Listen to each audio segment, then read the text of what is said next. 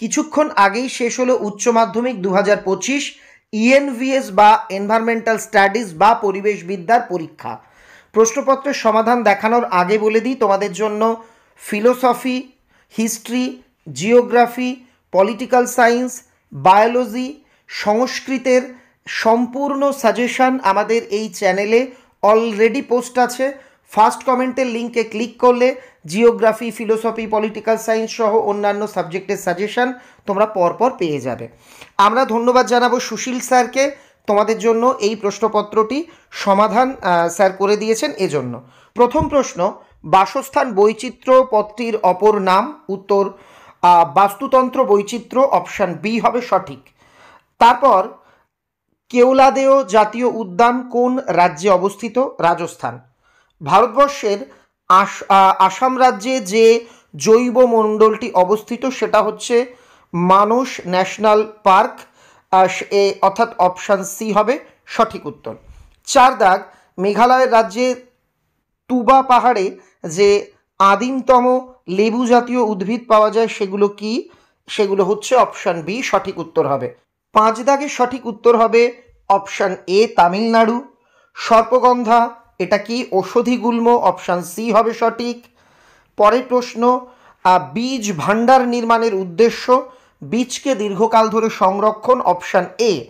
পরবর্তী প্রশ্ন, যে প্রজাতি লুপ্ত হওয়ার আশঙ্কা আছে এবং বিপন্ন হওয়ার কারণগুলি যদি কার্যকর থাকে তবে পুনরুদ্ধার করার সম্ভাবনা কম থাকে তবে তাকে কি বলে? এক্ষেত্রে উত্তর হবে বিপন্ন, অপশান সি। পরের প্রশ্ন, ভারতে জৈব বৈচিত্র্যের মধ্যে ধর্মীয় গুরুত্ব আছে এমন একটি উদ্ভিদ কি? উদ্ভিদ হচ্ছে জবা, এর একটা ধর্মীয় গুরুত্ব আছে। 10 নম্বর MCQ, national community of environmental প্ল্যানিংয়ের দায়িত্ব কি? এখানে এ বি সি তিনটে উত্তরই সঠিক, অর্থাৎ উত্তর হবে ডি, উপরের সবকটি। এবার 11 দাগ, বসতি এলাকায় শাসন বায়ুতে ধূলিকণার বাৎসরিক গড় ঘনত্বের সর্বাধিক অনুমোদিত মান কত হবে? 60 মাইক্রোগ্রাম পার ঘনমিটার। পরের প্রশ্ন, পানীয় জলের পিএইচের অনুমোদিত মাত্রা কি হবে? 6.5 থেকে 8.5, অপশান এ। আর আগেরটার অপশান সি সঠিক ছিল। এবার 13 দাগের প্রশ্ন, পরিবেশের ব্যবস্থাপনার 3টি নির্দিষ্ট দিক হলো অর্থনৈতিক, প্রযুক্তিগত দিক ও আরেকটা হচ্ছে সামাজিক দিক, অপশান সি। ক্ষারত্ব ও জৈব পদার্থের পরিমাণ হলো এমন দুটি মাপকাঠি যা ড্যাশ পরিবেশগত গুণমান নির্ধারণ করে, উত্তর হবে আর কি কার? মাটির, অপশান এ। সুস্থায়ী উন্নয়নের প্রধান 3টি উদ্দেশ্য, অপশান সি হবে সামাজিক, অর্থনৈতিক এবং বাস্তুতান্ত্রিক।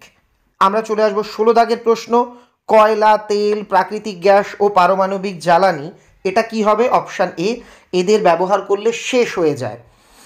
উদ্ভিদের সালোক সংশ্লেষের জন্য জন্য গ্রহণ করে কি গ্রহণ করে? এখানে যে কটা অপশন দেওয়া তার মধ্যে সূর্যকিরণ। পরবর্তী প্রশ্ন, অধিক চাহিদা সম্পন্ন একই ফসল বারবার চাষ করলে জমির উর্বরতা কমে। 19 দাগের সঠিক উত্তর হবে সিম্বি গোত্রীয় প্রজাতি, অর্থাৎ অপশান এ। 20 দাগ, নীল শিশু সিন্ড্রোম রোগটির কারণ অতিরিক্ত মাত্রায় নাইট্রোজেন, অপশান ডি। মাটির উর্বরতা বৃদ্ধির সঙ্গে সম্পর্কিত একটি মিথজীবী ফার্ন হলো, এখানে অপশান সি হবে সঠিক উত্তর। ডিডিটি এটা কি? এটা একটা, অপশান সি, এটা একটা অর্গানোক্লোরিন কীটনাশক, অপশান সি সঠিক উত্তর। এবার পরবর্তী প্রশ্ন, নদীর অববাহিকা, নদীদ্বীপ ও উপকূল সমতল ভূমিতে যে উর্বর প্রকৃতির মাটি পাওয়া যায় তা হলো পলিমাটি, অপশান ডি। অধিকাংশ জল সভ্যতা পতনের কারণ কি? এখানে যে কটা কারণ দেওয়া হয়েছে সবকটা, তার মানে অপশান ডি এদের সবগুলো। এবার ছিল এসএকিউ এর উত্তর। কিছু আমরা অতি দ্রুত যেহেতু ভিডিও করছি তো সুশীল স্যার তোমাদের জন্য লিখে দিয়েছেন, আমরা আবারও সুশীল ত্রিপাঠী স্যারকে ধন্যবাদ জানাই। আরেকটা বিষয় তোমাদের বলবো, আবারও বলে দিই, philosophy, history, geography, political science, Sanskrit, biology এই সাবজেক্টগুলোর সাজেশান অলরেডি আমরা পোস্ট করে দিয়েছি।